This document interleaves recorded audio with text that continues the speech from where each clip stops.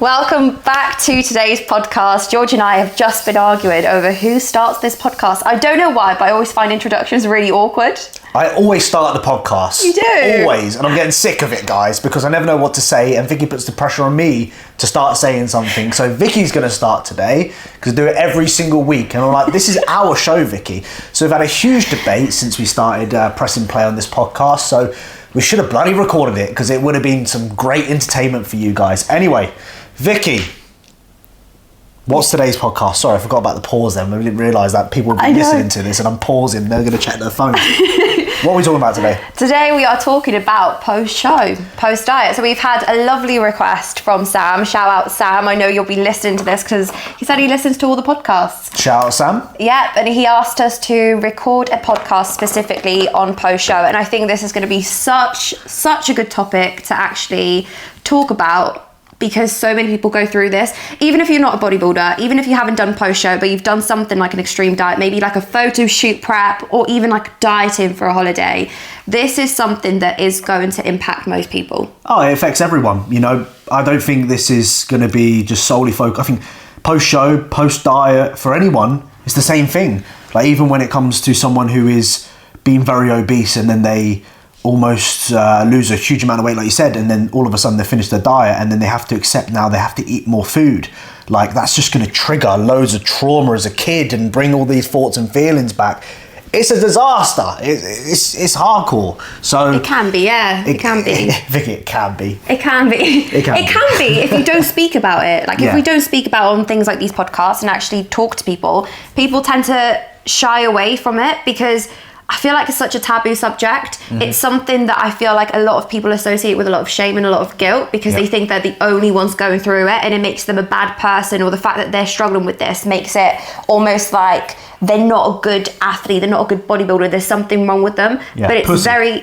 Or pussy, very, very normal to experience things like this. So I think before we dive, let's do a little definition of what like post-show, post-prep actually is, because for people that might not be related to bodybuilding, they might not necessarily know about it. So if you're a listener that is into fitness but not bodybuilding, post-show is basically the phase when you reverse out of your diet. So when you've been dieting for a really long time, you've done your show, hence the name post-show, and suddenly you are now aiming to regain the weight. This happens post-dieting phase as well. So obviously once you've hit your goal weight or your goal look, you are going to start reversing calories up. So this is the post-diet phase.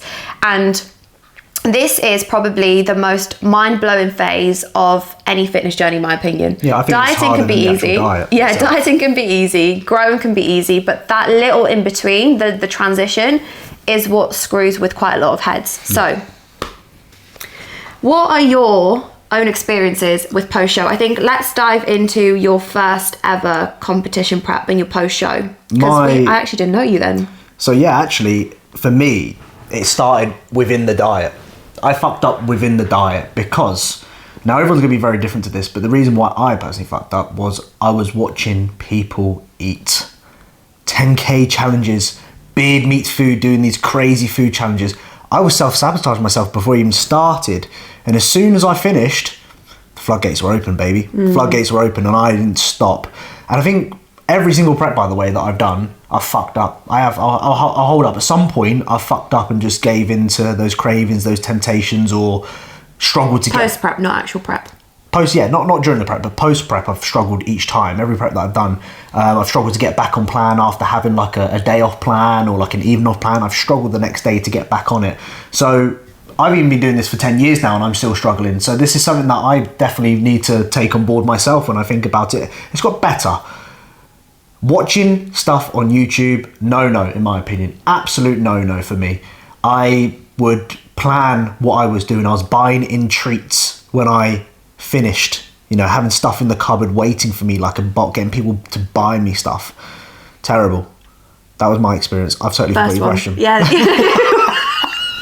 I totally forgot your question. I know you started actually giving tips and tricks. I was like, how is your first post show? I know. And you just went off on a tangent. Fucking hell, this is what the podcast is about, guys. Just going off on one. I got halfway through, I was like, what the fuck did Vicky ask me now? How am I? What's new? Not listening what to I me. fucked up after first show, was it? No, what was your experience like after your first show? First ever post show? Yeah, it was. When was it? 2019. Yeah. How long was your prep? See, I need Vicky to help me out here because I go off on one.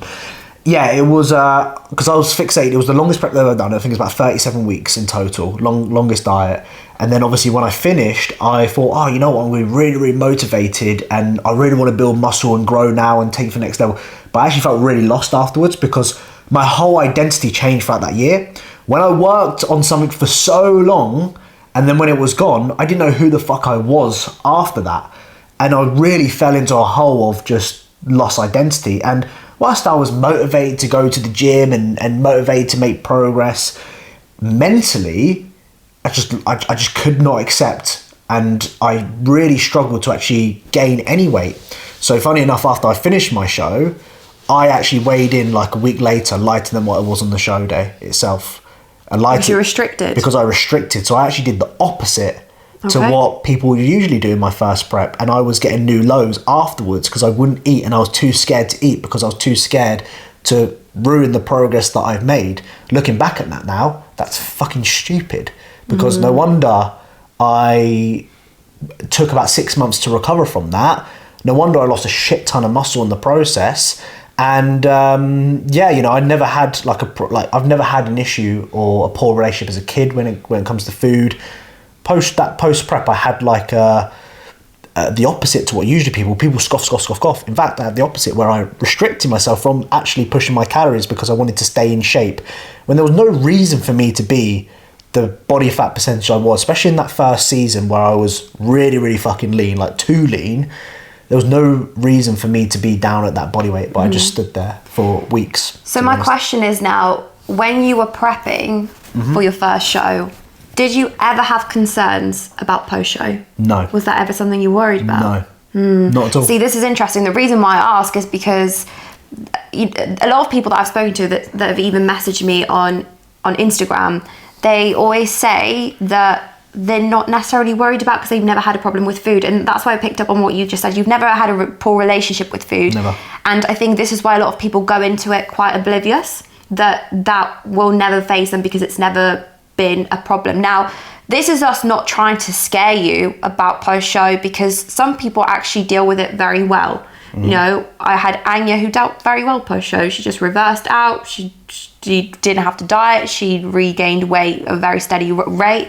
But there are individuals that might not be affected by it before that develop some sort of mechanism after. And this is both psychological and physiological as well. So psychological aspects, George has already mentioned. You've got the loss of identity. When you fixate so much on an end goal and that becomes all that you focus on, you say no to so many things, you sacrifice so much for it, you gain loads of traction on Instagram in terms of engagement, you've got to start getting new followers, you might get new sponsorships, you document everything, you put it on YouTube, you do it for this one day and then it's gone. It's sort of like, fuck, you have post-show blues, you lose that identity because you're no longer working towards something that brought you so much external validation and internal validation. So you have the psychological aspect of that. The second psychological aspect is seeing yourself look a particular way and then having to let that go. So all of this hard work sometimes seems like for nothing because you're suddenly like, I'm going to be regaining that. And straight away in your head, you think,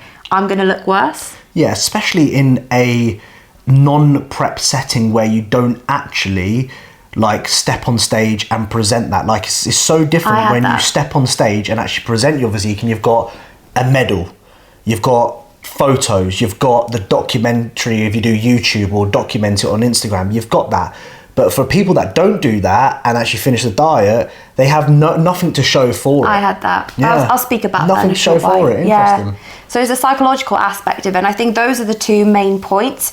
As well as when you, for so long, are told that you can't go off plan, you can't do this, you can't do that, you reinforce that thought into your head. So when you actually do start eating food, there's a level of guilt associated with it because it almost feels like you're not allowed to do this. I remember my first post-show food, I'm like, this feels so wrong because I've not been allowed to do it. I remember you had Haribos on your show day because you're meant to pump up. You're like, I'm not meant to be having this. I haven't had Haribos in fucking years, and I was like, I shouldn't have been having this. Yeah. This feels bad. Yeah. You have that. 100% you have that. And then when we think about the physiological aspect post-show, this is where like your body actually, in terms of its metabolism and its hormones, adapts and it goes into survival mode, especially when you reach a level of like leanness, you know, such a low level of body fat.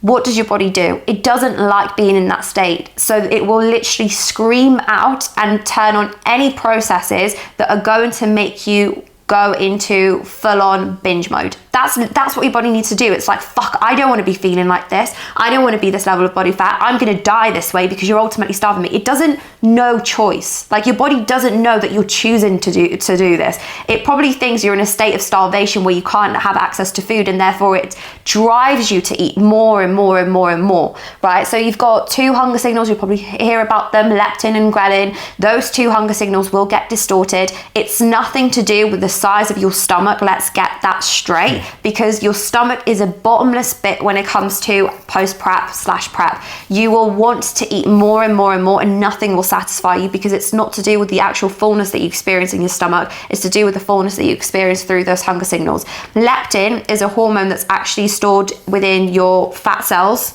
and it tells you that you're satiated, that you're full. When you have low fat cells, that hormone isn't released as much, therefore you're never going to feel full, right? Yeah. So those two hunger signals are massively distorted. And then the other aspect of it is, especially if you are a natural athlete, this is going to be something that's very apparent to you, because your hormones are going to be rock bottom. You know, for males, testosterone is going to be really, really low. Things like your estrogen, progesterone in females is most likely going to be rock bottom as well. Estrogen is produced by the fat cells. Again, fat cells are low estrogen, and those hormones will too have an impact. Like females, you'll be listening to this when you're in your hormonal stages. What are you feeling? You're feeling fucking hungry. You're craving. Your appetite is going to be high. The same's going to happen in a dieting phase when those hormones are dysregulated, and also when they are re-regulating, when you're trying to kickstart your menstrual cycle. Those hormones are going to play havoc with you. You know, so it's not something that you're making up in your head. It is actually a bodily response that is trying to make you ultimately survive. So that's why I want to get out of this. Is don't feel guilty for it.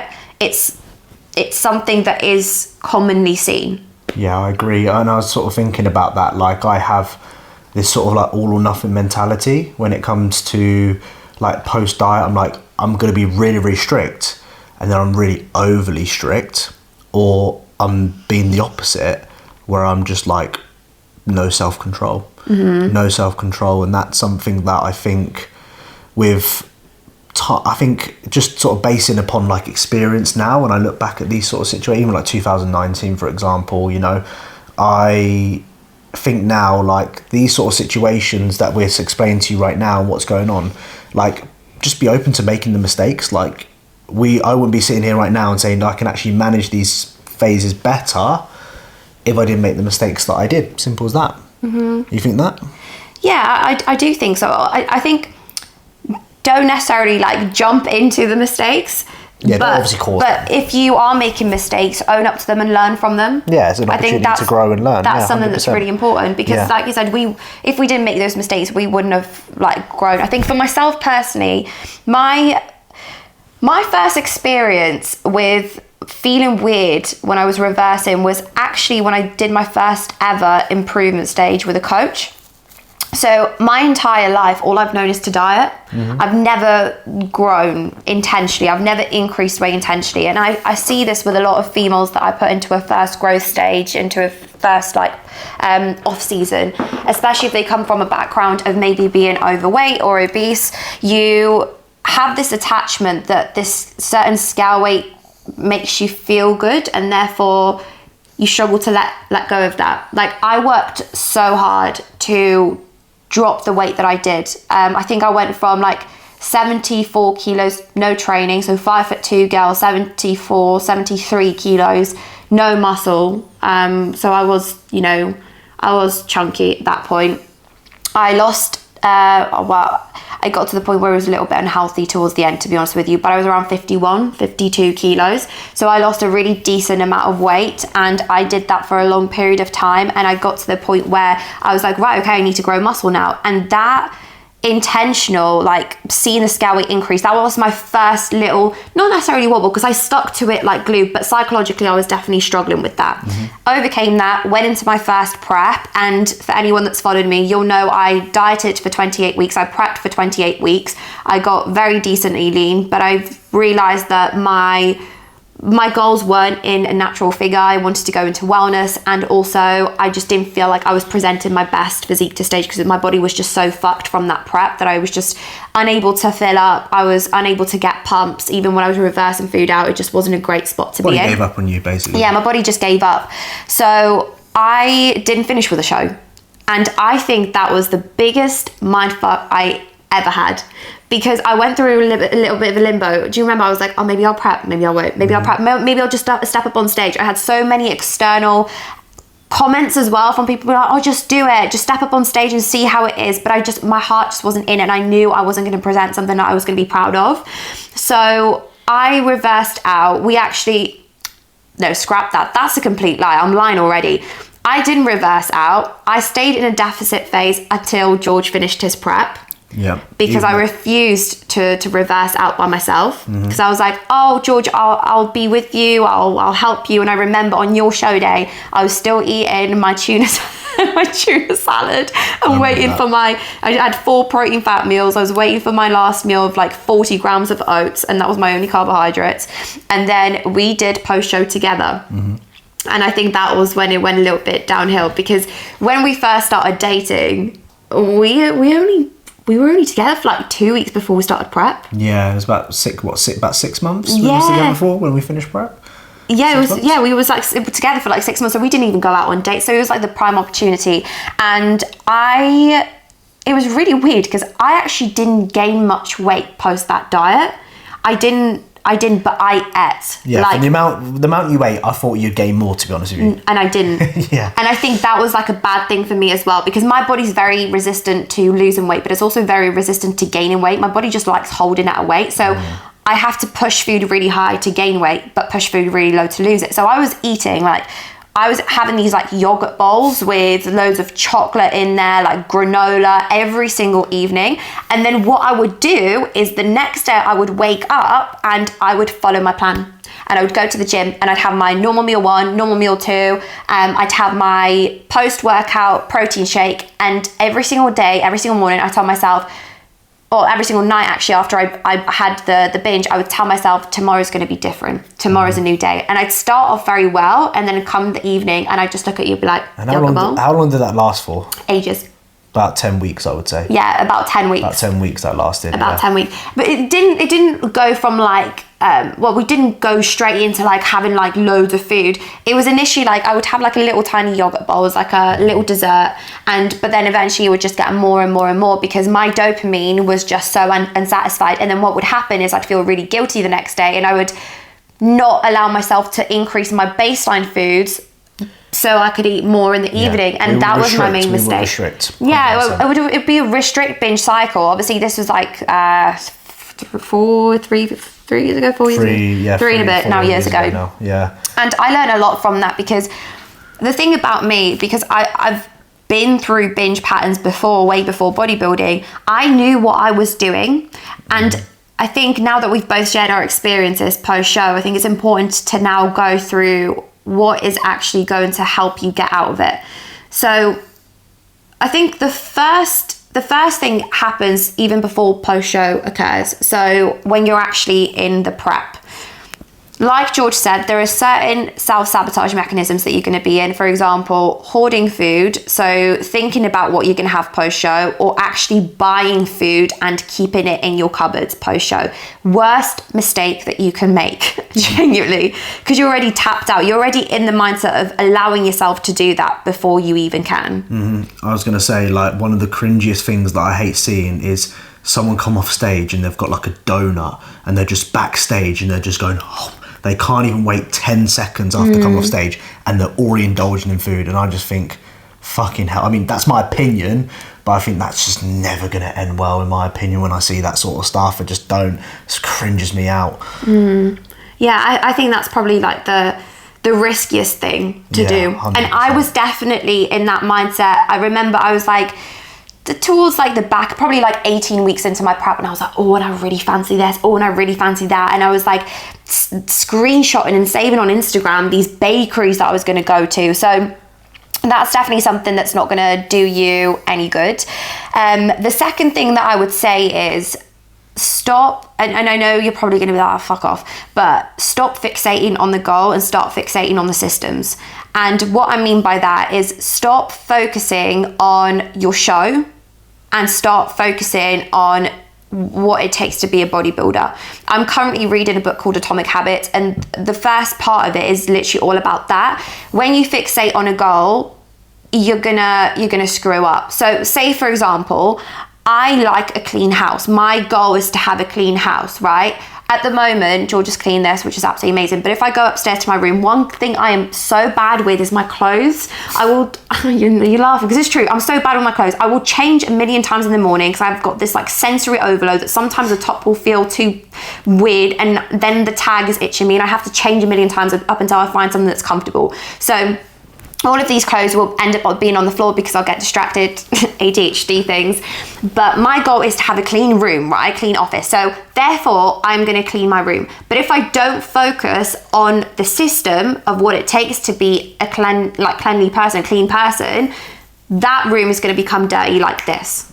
Okay, so I can clean my room. My goal's been accomplished. But if I don't focus on the systems that maintains that, I can guarantee you my room's going to be dirty by the evening. So that's something that's actually you're able to translate into bodybuilding. Instead of focusing just on your show or just on post-show, focus on what you can do right now that's going to make post-show easier. And that is being a creature of habit, a creature of routine, which is what a bodybuilder is.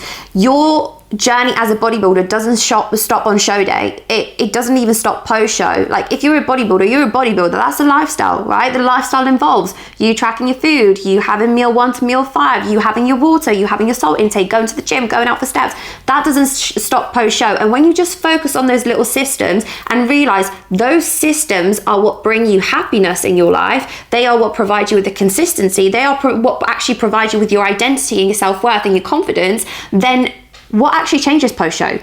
Nothing. So when you find enjoyment from those mundane things throughout prep, yeah, okay, it's challenging, it's hard, but that's why you're fucking doing prep. If you don't like that, don't even bother doing a photo shoot prep or a bodybuilding prep. If you don't like the monotony, you're getting yourself into something that's going to be a downhill spiral. But if you do enjoy it, focus on those things, you know? And then that leads me on nicely to have a plan of what you are doing post-show before your show ends.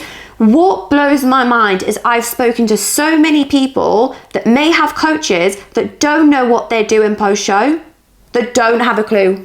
Or they leave their coach. Like day after the competing, they just leave their coach.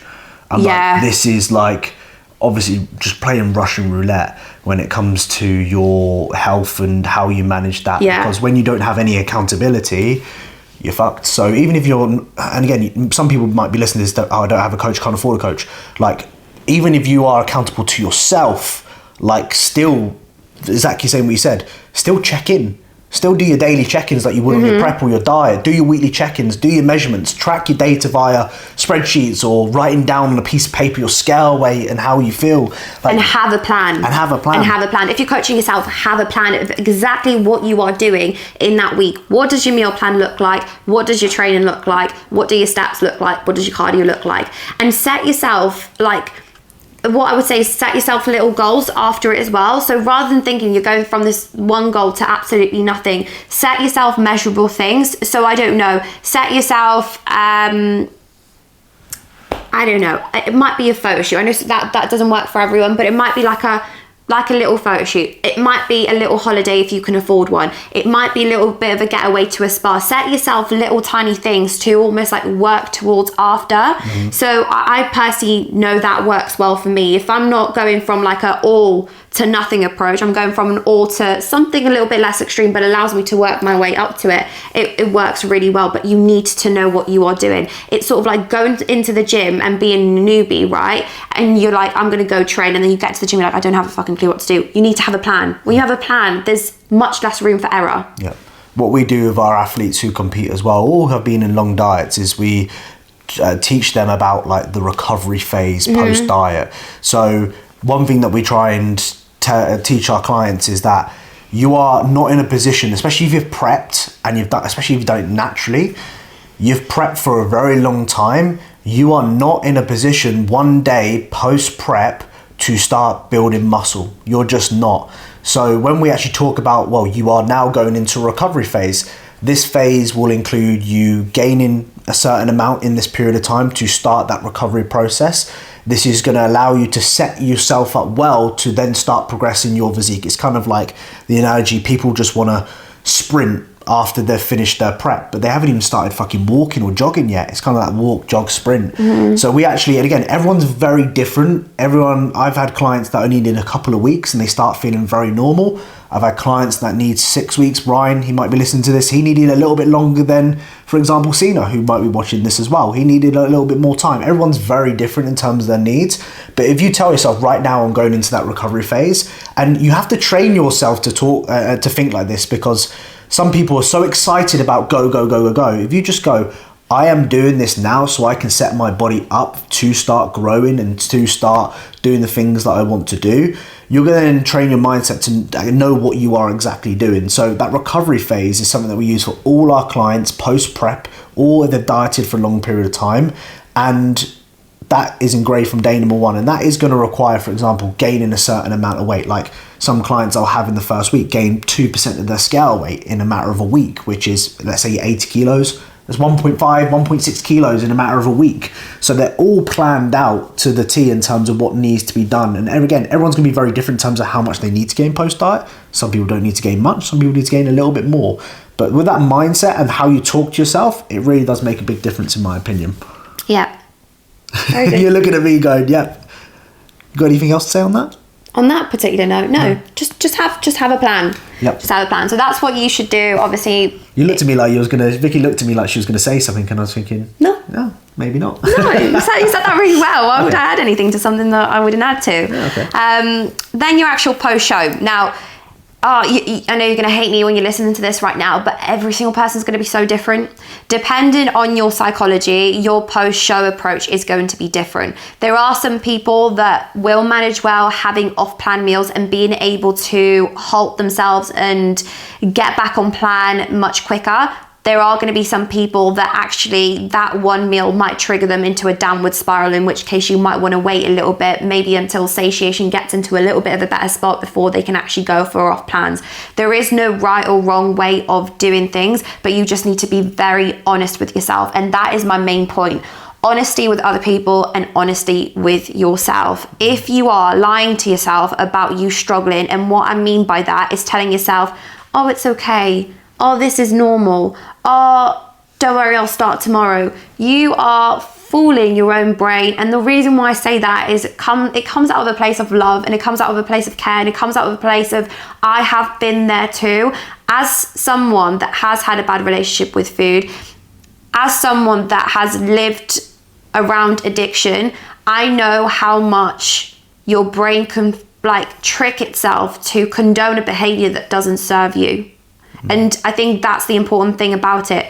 If this is a key thing, a trait that I see very commonly done, if you can't eat around people post-show, that's probably an issue. And that is when you should reach out to your coach, to someone that you trust, to your partner, to your friends, to anyone, more so than anything. If you are noticing that you're hoarding food, you're hiding food, or you have to eat alone, or you eat with someone that condones poor relationship with food habits, then that is probably a key indicator that there's something going wrong there. I absolutely totally agree on that. I think a lot of people egg people on. It's hard in relationships, especially if you've got someone that doesn't train or take bodybuilding seriously. Like, they think when you're done with your diet, it's just, okay, we can go and do whatever we want now. We can do it. And a lot of people do push you. And it's not out of in a bad way. It's not. It's not actually understanding the psychological implications. And that's what Vicky said. You need to communicate in those situations rather than you know what, I'm just going to allow it to happen, or I'm just going to allow... You've got to kind of almost be honest with yourself, and as well, like, if you are struggling, you've got to change those patterns as well. I think you've really got to actually make an effort to change those patterns and not allow it to happen. A great example, like, a lot of people are nighttime eaters. I'm a nighttime eater. Like, I have been there before where I've just, okay, when I get to the evening time, I can eat wherever I want. That's the thing. I've had a client with this, actually, and what I told him about, like, he was very much the same. I said to him, like, instead of if you're going to have a meal plan, have the meal plan earlier, but what I want you to do is prep a meal for that evening. So that will actually sometimes imply, like, okay, cool, I'm breaking the habit because I'm actually having it earlier than what I usually would do. But then I come home or whatever, and I've got a meal that's going to get me straight back on plan. And that was one of the biggest things that really helped him break through that habit of him going, oh, it's the evening time now, I get to do whatever the fuck I want, and go off in that sort of pattern. So little things like that. And that's him being honest with me as a coach. And that's me going, right, okay, cool, mate. Like, appreciate you telling me this. Again, I'm going to support you as much as I can. Okay, cool. We can still implement these things, but we need to approach it a little bit differently. And he knew when I gave him a bigger meal in the evening time afterwards on his meal plan, he knew, oh shit, if I'm eating a bigger meal later on at night, I'm not going to need to eat fucking loads of calories here because I've got a meal that I look forward to as well in the evening time, which was, I think, yogurt and protein and something like that. And keep yourself satiated throughout the day as well. When you're a little bit fuller, even though I know that's, you know, it's always going to be potentially not a doable thing at the back end of prep or when you finish your prep because you're going to be so hungry, but just make sure that you are eating rather than just like starving yourself for that evening meal because you're just going to go all out. Like, that's where you're going to be completely like a bottomless pit. But yeah, just I think being honest with yourself, we obviously spoke about, but being honest with people around you, and that's going to be the hardest part. That is really, really going to be the hardest part because you're going to feel probably the fear of being judged. You're probably going to feel a little bit silly. It feels embarrassing to have an issue with this because it is such a stigmatized thing. But I remember when I used to have bad relation when I was a teenager with binge eating. I actually went, my family are Polish, right? If anyone knows Eastern Europeans, we love through feeding people, right? So whenever I used to go to family occasions, there used to be always loads of food, and I used to really struggle surrounding that because I never knew when to stop when I was younger. And I remember there was this one time where I was so anxious surrounding this particular outing that my family had that I said to my mum, I was like, Mum, this is something I have an issue with. Would you be able to use a safe word with me to tell me or make me aware within that moment to potentially stop? So me and my mum she used to be like, you okay? You okay, babe? When she used to say that to me, it used to be like her way of saying, Vix, I'm seeing patterns in yourself that might be sort of exacerbating your eating issues. And that's when I would have a light bulb moment of like, right, she's looking out for me here. This might be causing a spiral, and I would step away and I would go out and I would go for a walk or I would do something. But that actually required me to have someone that I trusted and being open and honest with them of like, look, this is an issue that I've got. I am trying to overcome it. Can you help me by being my safe space, my safety net? Not relying on them to save you and change these things for you, but being there to sort of remind you of your values and where you're trying to head. So obviously, like George said, if you're in a relationship with someone that might either be the same spot like we were, you know, we were both post-show and we were both very eager to eat, just communicating, being like, we did this actually in 2022. We sat down, we were like, look, this isn't serving us. I think we both need to keep ourselves accountable because the trajectory of this path is not going to be great and it's not what we want. And I want to support George in achieving his goals, and that means having a good reverse so he's good mentally, good physically, he can grow the most amount of muscle to come back better. Same goes for me. And when you support each other and you ping pong back from each other, it's so amazing because that's when you truly unite. And this is something that's so important for us with our clients, so they have that relationship. We, for example, do like calls as a group and we'll talk about these certain issues. You know, we'll have them every fortnight, every 3 weeks, whenever people can make it, whenever we can have like a group of individuals that are interested in the same topic. But we had this with our competitors, and we did speak about the post-show phase where people did open up and they did have their struggles, and it's having that network and having that hub. And post-show, when everyone's going to be post-show, which is apart from Lizzie's our only client that is competing right now. Most of them are going to be October, September time. We're going to be having these calls to create this network, to create the safe hub for people to talk and go through things together, but not to egg each other on of like, oh babe, it's all right that you did that last night, but just saying, look, that's happened. I'm here to support you. How are we getting out of it? Yeah, agreed. So just open up basically with that. I've got a few like last sort of 2 tips from me really when it comes to the reverse diet in the way is I think so many people with their food in particular, they add in like loads of new foods and loads of new things into their day-to-day plan. What I try and get a lot of my clients to do is just add more of the same foods that they're eating. And when you start eating more of the same foods, you actually get more content eating. And trust me, like you're able to push your calories. Like I've got a client at the moment, Tom, who finished his diet on like 2.1k and now he's up to 3.2 in the matter of like 6 weeks of dieting. He's at like 1,000 calories. And he was very adherent, maybe a little bit too adherent post-diet. But the beauty of that is he was able to increase his food up to a point where he's more content now, and it's the most food he's ever ate than what he would have done if he went off plan. And he's more content following his plan than what he was going off plan. So sometimes just add a little bit more food, or add the foods that you're eating right now that you enjoy, just add more of it in. And I promise you're able to get yourself into a position where it just sort of, and this sort of ties in with my second point that I was just going to say, it just sometimes gets better. Like with me in particular, I'm not saying this is going to happen with everyone because some people will struggle more or some people might struggle for the rest of their lives with this. But with me, it gets to a point where I'm like, I'm bored now. Like things start becoming a bit normal for me, if that makes sense. Like that post-diet, hormones start to come back to normal, starting just feeling it, and I'm a little bit like, you know what, I'm bored of this sort of yo-yo now. I actually just want to knuckle down and actually make some progress, because ultimately when you're toying around and playing around what we're doing, we weren't really making much progress, to be honest with you. And for me, and a lot of people who watch this will probably relate, I'm very goal driven, and when I'm not working towards something, it frustrates me and I get sore. So sometimes with the feelings and the thoughts that you are experiencing right now, all these temptations, sometimes you just need to give it a little bit of time, and sometimes things just fall into place. And trust me, I look back at some of the behaviours that we used to do post-show and I'm thinking now, what the fuck was I doing? Like, why was I doing that for that long? Like post-2022, we did it for like 10 weeks. And I was thinking, I think now, don't get me wrong, I've created some fantastic memories and it was good fun.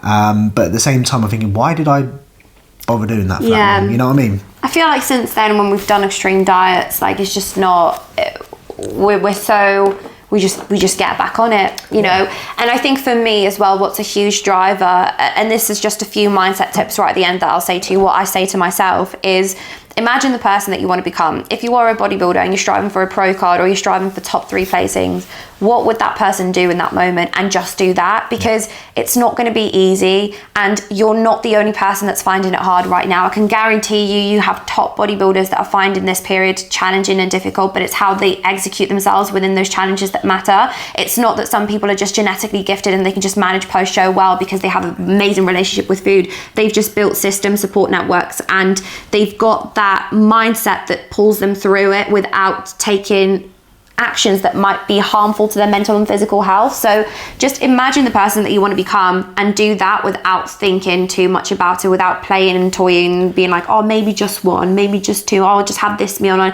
Just do it, just execute, save yourself the thinking, because the thinking is what starts to fool you. And then I guess it leads on to, what would your future self thank you for right now? You know, what would they do? Like, what would you advise to yourself? Like, what would you advise to your friend, your client, if you're an online coach, etc.? What gets me through every toughest moment and what helps me in terms of my decision making is always and will forever be the fact that I really want to be a woman that inspires others. So I know that when I reverse post show, or like even when I diet right now, I don't conduct myself like someone who I wouldn't be proud of showcasing. I remember our friend Jackson, I'm literally about to say this. He put up a reel and he actually tagged me in it because I loved it. He put up a story. I said, Jackson, put this as a reel, like more people need to see it. He said, imagine if you are being filmed 24/7 in your life right now. Are you going to be someone that's like picking your nose and fucking scratching your bum, or are you going to be someone that is actually proud to showcase this movie that you are filming? And that is what I do. I'm like, am I being the woman that I can be proud of showcasing to the females that I coach, because I want them to have nothing but the best role model ever. That is what really pulls me through. And I know it's sort of like setting the bar this really high, but me setting the bar this high for myself and having a reason why, like my why is so strong in terms of why I do what I do. I love the women that I coach. I love inspiring women and men, actually, because I know there's a lot of guys that listen to my sort of stuff as well, of being the best version of themselves. I know I need to walk that walk. So if you are listening to this and you've got a younger sister, younger brother, you're coaching people, you've got someone in your life that you really truly care about, even your kids, you know, do it for them. Like, do it for them. Be like, I'm going to be that person right now. And it's not putting pressure on you in a bad way. It's reigniting a fire in you to be like, yeah, do you know what, I can. And I know that sometimes the struggles that I've got at the moment, they are someone else's survival guide in the future, and I don't think there's any better feeling than that. I think about that straight away. Like, do I want my kids to see me struggling the way that I would be, or do I want to be a role model for them to tell them, actually, this is how you do things in the right way in order for you to keep improving, keep your health in check? Like, I don't want my kids coming in, I'm slouched on the settee, binge eating. Yeah. So they're going to copy that. Children will look at that and go, well, I'm going to do that because daddy's doing that. I want to be a role model for them, saying, no, don't do that shit. You know, that shit is going to be toxic for your life. And that's how it all starts. That's how kids build trauma in their life, and that's how it extends onto their future life. So sometimes you have to go really deep with it and actually think, do I want this to influence my children when I grow up? I certainly wouldn't, and I'm sure many of you guys wouldn't either. Yeah, it's just having a really strong purpose and a really strong why. And I think, just to summarize this whole topic, it's normal to struggle post-show. It's common for absolutely everyone. No matter how mentally resilient you are, no matter how many times you've competed, no matter how high you are in the pro bodybuilding ranks, etc., it's something that is hard to cope with, but that doesn't mean that you aren't capable of getting through it. The challenge is there for you to face, and if you really truly love challenging yourself, it's going to be something that you're going to take on the chin, you're going to roll with it. It's a phase. It's a phase, and it too shall pass. How you decide to go through it is completely down to you. Have a good support network, have good people around you, communicate, be honest with others and be honest with yourself. Talk, have systems in place and have a plan of action. Really hope you've enjoyed today's podcast. If you have, please make sure you drop a rating on Spotify. Even on iTunes, we've had a few comments on iTunes. That's all. I didn't know that was a thing. Ooh. Or please drop a like on YouTube as well. If you are watching this, share it on your stories and tag us. And of course, guys, we'll see you in the next one.